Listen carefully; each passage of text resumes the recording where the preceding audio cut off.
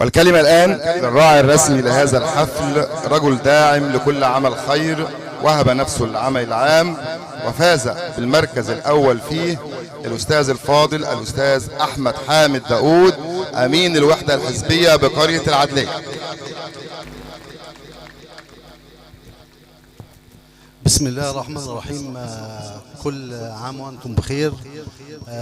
طبعا السادة الحضور، يسعدني ويشرفني وجود السادة الأفاضل وعلى رأسهم العمدة علي سلطان عمدة القرية العدلية، والحاج حسين عطا، والأستاذ مصطفى، والحاج عمر خلف، والسادة الأفاضل جميعا، والحاج حسن عطا طبعا، والساده الزملاء اللي شرفونا، الاستاذ سامح والاستاذ وليد الشيمي والاستاذ محمد ابو النجا، وكل الضيوف اللي نورونا وشرفونا في الحفل المتواضع.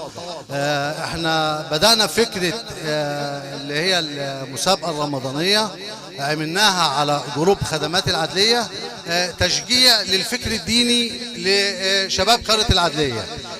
فقلنا في النهاية ان احنا نعمل حفلة بسيطة للشباب ونوعي في شبابنا في الأيام المباركة في شهر رمضان، إن احنا نعمل عمل بسيط ومتواضع نسعد به أبناء قرية العدلية.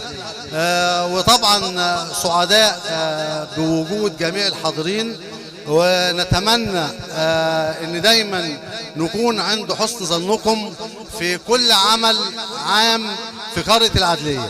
وطبعا بالمناسبة الجميلة بنقول بشرى حلوة ان شاء الله بقيادة العمدة علي سلطان وجمعية ام القرى بالعدلية.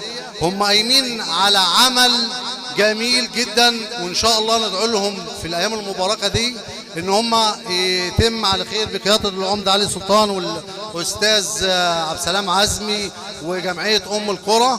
العمل ده ان شاء الله حضره العمده ان شاء الله اول ما يتم هنعمل حفله كبيره لاهالي قريه العدليه، ونتمنى ان يتوج بالتوفيق ان شاء الله.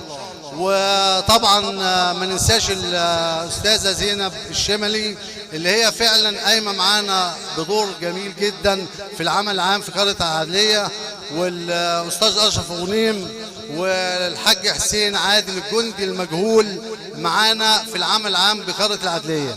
ونتمنى ان بقياده العمده علي سلطان ورجال اهل العدليه ان احنا كلنا نبقى على ايد راجل واحد في الخدمة العامة لقرية العدلية بلدنا.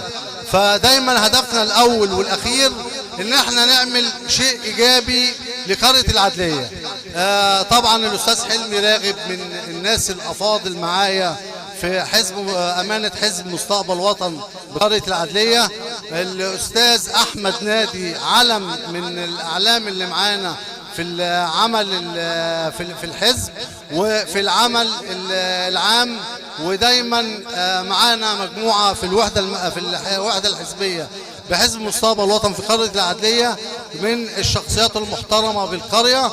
ونتمنى ان احنا كلنا مع عمدتنا الغالي، مع رجال اهل قريتنا، مع شباب قريتنا، ان احنا كلنا نبقى نموذج مشرف للقرية، ان احنا نعمل حاجة ايجابية.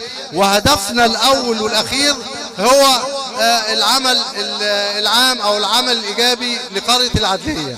واتمنى طبعا احنا قلنا كنا مقررين ان احنا نعمل الاحتفالية، لان احنا يعتبر عدد عندنا كاسب 30 فرد تقريبا او 29 عشان ما كملناش الشهر في المقر الحزب بالعدلية. ولكن قلنا عشان برضك المكان، فاخترنا ان احنا نكون في مكان مفتوح.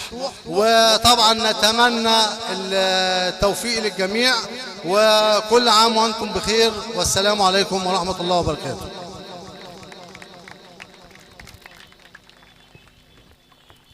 طبعا الشكر موصول والترحيب بالسادة الضيوف، فضيلة الدكتور العالم فخر قرية العدلية أستاذنا ومعلمنا الدكتور إبراهيم أمين الزرزموني، ربنا يحفظه ويرفع قدره. فضيلة الشيخ الأستاذ محمود الإمام، فضيلة الشيخ الأستاذ عبد الله محمد نادي، الحاج محسن بعلل، فضيلة الشيخ مصطفى أبو العيال. وحابب برضو أرحب بالضيف رجل العمل العام اللي بدأها بسن صغير، النائب المنتظر الحاج محمد مرعي. كل عام أنتم بخير.